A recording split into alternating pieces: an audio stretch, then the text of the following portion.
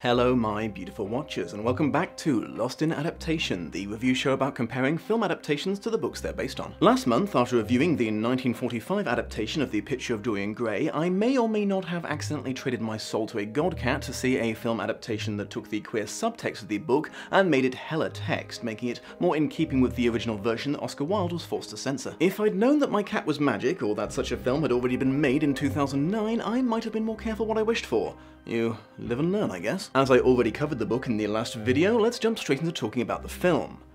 I really hope this was worth it. Short answer, it really wasn't. This isn't the worst film I've ever seen, as it has some really redeeming moments, but it's not good by any stretch of the imagination. Starring Ben Barnes, Rebecca Hall, Ben Chaplin, Emilia Fox, Rachel Hernwood, and in the role of Lord Nasty Man, Mr. Darcy himself, Colin Firth. The film was directed by Oliver Parker, a lesser-known director with a surprising amount of past experience with well-received Oscar Wilde adaptations. This was technically considered an independent film, receiving £500,000 of funding from the UK Film Council's Premier Fund.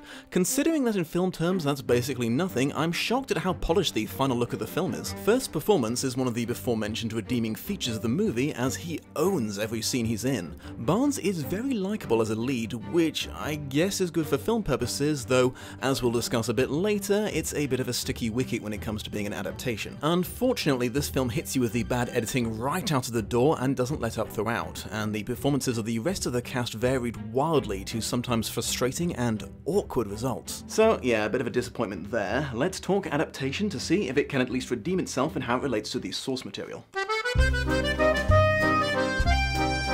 Book loyalty-wise, the story does okay for about 2/3 of the movie. Basil painting Dorian, Dorian meeting Lord Henry getting all up in his head about youth and beauty being the only things that matter or give people value, Dorian making a heartfelt wish that the picture would age instead of him, meeting, falling in love with, and breaking the heart of young Sybil being driven to suicide, Dorian being only briefly upset because he's convinced by Lord Henry that it's just a cool life experience for him, noticing the painting has changed to look cooler and reflect the ugly nature developing within him, a long time jump in which everyone ages but Dorian, and in which he spends his years fucking everything that moves and ruining as many lives as possible to further his selfish pleasures, giving him a really bad reputation around town. Basil seeing the painting and freaking out, Dorian shanking him to death and going back to his lecherous ways, and Sybil's older brother Jim almost popping a cap in his ass but being convinced he can't possibly be Dorian Gray because he's far too babyfaced. It's around this point that the adaptation went completely off the rails, but it momentarily swung back to the book for just enough time for Dorian to stab his picture and turn into a nasty-ass corpse while it reverts back to its original beauty. They do carry over some dialogue from the book, but it's sprinkled pretty randomly throughout, so it comes off more like a nod to the original than a strict adaptation.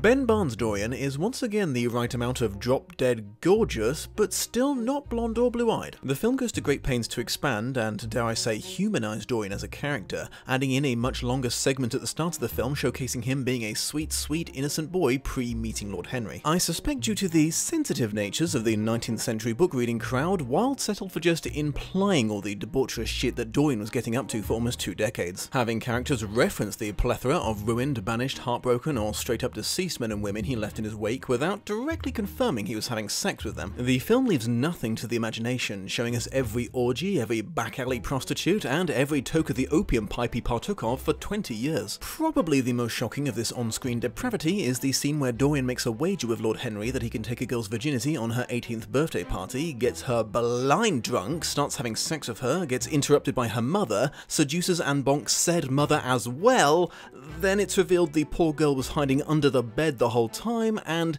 it's implied he finishes what they started. So, yes, as I mentioned in the last episode, say what you like about this adaptation, but it leaned into the very, very obvious bisexuality of most of the male characters, and not just in a purely sexual way. I clocked some legit chemistry between Basil and Dorian when they were getting to know each other at the start of the film, which is cleverly contrasted when he uses sex to manipulate him after he's fallen to the dark side. There's even something between Dorian and Henry, even if for Henry it's just a power thing. Another Another thing I'll say in the film's favour is it takes its time in a way that even the book didn't to show Dorian slowly succumbing to vices like smoking, drinking, and wild sex. It's an easier transition to accept than suddenly jumping forward 18 years and being informed that we have to just accept that he's a total git now. In less complimentary news, the film leans into a more modern take on horror, and by that I mean Dorian's painting bleeds maggots, makes raspy breathing noises, and actually attempts to jump scare the audience by going blah. This, the more explicitly sexual scenes, and the addition of a little more humour here and there suffice to change the tone of the movie quite significantly from Wilde's book. In this version of the story, the painting also absorbs Dorian's physical injuries and, more amusingly, his hangovers. Weirdly though, the healing superpowers only really come up this one time, then never again, which is a bit of an unfired Chekhov's gun. Darcy Henry is more aggressive in his attempts to force his toxic beliefs on Dorian. He also feeds Dorian the line about selling his soul, and the lad just agrees to it this time. The breakup with Sybil takes a new form yet again, and I swear this version might actually be the weirdest. After Dorian announces his engagement, Lord Henry takes him to an opium whorehouse, gets him high as a kite, and the lad takes part in a drug-fueled orgy. And that's not even the reason they break up. Later that same night, the old git drops some leading questions to get Sybil to mention wanting kids someday, and Dorian suddenly develops a ton of commitment issues, freaks out, and breaks up with her, while Henry watches from the choir like an emotional distress voyeur. Jim actually knows Dorian's real identity in this version. His delayed vengeance is now due to a first failed attempt landing him in prison, and he doesn't see Dorian again until after the time jump when they both happen to visit Sybil's grave at the same time. His death is less random, but more hilarious. Instead of getting shot in a hunting accident, he chases Dorian into the London Underground and gets splattered by a train that he 100% definitely would have heard coming. So, I mentioned the film went off the rails towards the end. Well, it's pretty apt to say that loyalty to the book died with Basil in his awkwardly edited murder scene. Instead of blackmailing a scientist that he probably slept with into disposing of the body, and everyone assuming that Basil went to Paris and disappeared there, Dorian now dismembers the poor artist himself and drags him to the river for disposal in a trunk, ironically receiving a hand from a helpful Bobby along the way. The bits are apparently discovered and they have a funeral, but despite all the convenient alibis of the book being fucked, no one suspects Dorian because,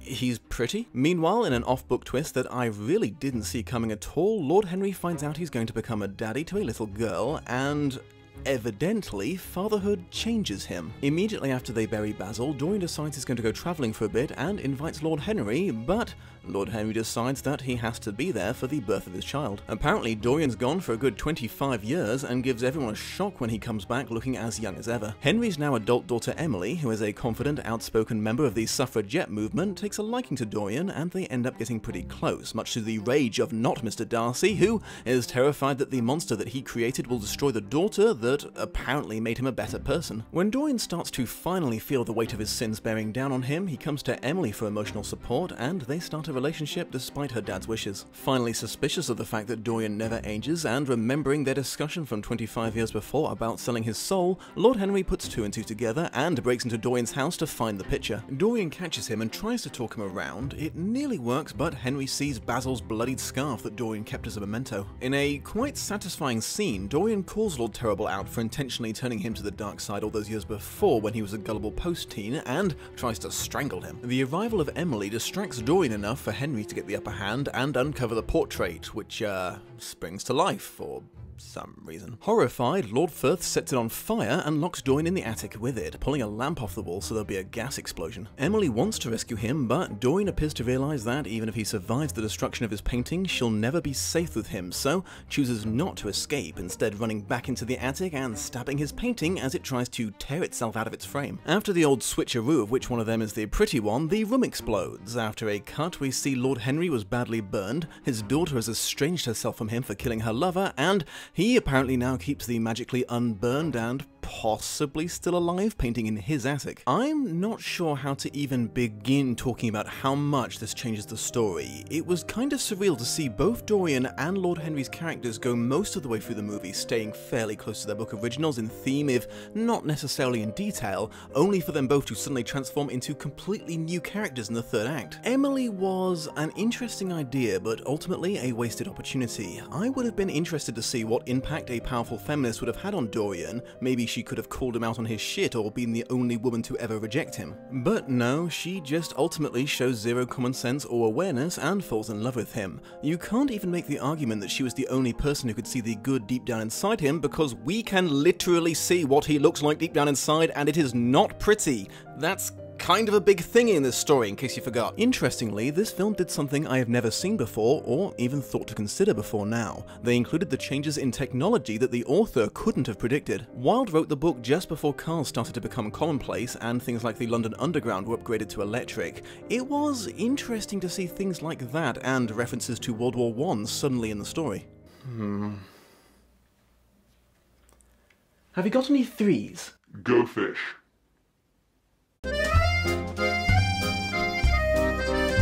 Well, I mean, anything and everything that happened in the last third of the book, I guess. Interestingly, the in-universe book that was so impactful to Dorian in the book is missing again. Almost all of the supporting characters from the original story are gone to make room for others that were either only mentioned in passing in the book or entirely new to the film.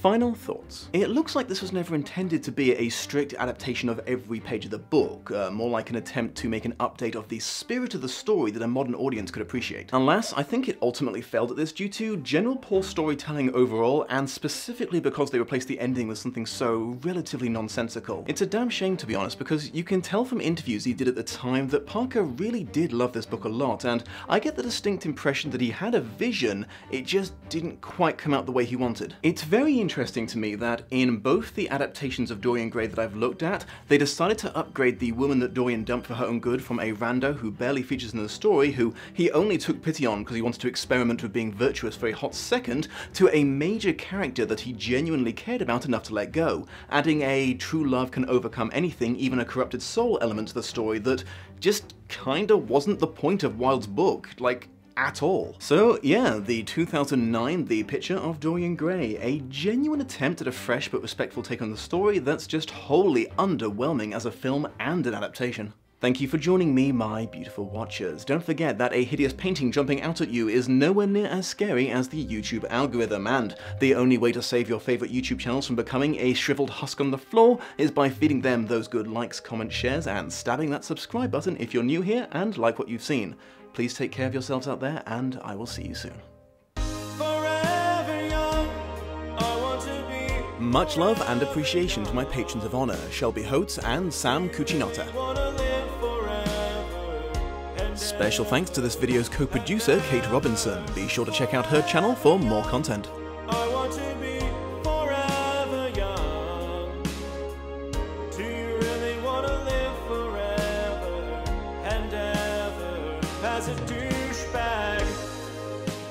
Hello again, my beautiful watchers. I just wanted to take this opportunity to give you a quick reminder that there's a wonderful website called Patreon that's been allowing online producers to actually make a living doing what they do, since apparently YouTube's decided that they shouldn't anymore. Basically, they offer the chance to pledge a certain amount of money per month or per video in exchange for various rewards offered by the creator. There's a variety of stuff you can earn by becoming one of my patrons, including early access to all videos and taking part in that survey you see at the start of every Lost in Adaptation episode. That's actually a very important part of the process, as I use it to gauge how much I'm going to need to explain about the book and the film before I start comparing them. If you decide to become a higher level contributor, your name will be added to the credits that you're seeing right now, and you'll be given the option to join my private chat room so you can regularly talk with me and other patrons. If you're keen enough to join the topmost tier of patronage, you'll earn the most coveted of all the rewards, the chance to pick a future adaptation to be reviewed by yours truly. However, if right now you are thinking, "My goodness, the Dom, I can't do that!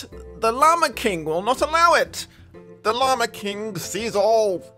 The Llama King cannot be opposed. The Llama King is everything. Fear not, it would still be a huge help to me if you were to give that like button the old clickaroo, share this episode on social media with perhaps a little recommendation to your friends to check it out, and subscribe if you've not already. It really helps my channel grow and reach new beautiful watchers. I hope you have a most pleasant day, and I will see you in the next episode. Alas, I think it ultimately failed at this due to general poor storytelling. I think it ultimately failed at this due to general poor storytelling. Due to general poor storytelling tova Girbelfergal. It failed at this due to general poor storytelling. Oh, why? Due to general poor storytelling overall. Why are these exact words making me speak gibberish? General poor storytelling. General poor storytelling. Bugger. General poor storytelling. General poor storytelling overall, and specifically because they replaced the ending with something so relatively nonsensical. Thank God I finally said that line right, I think.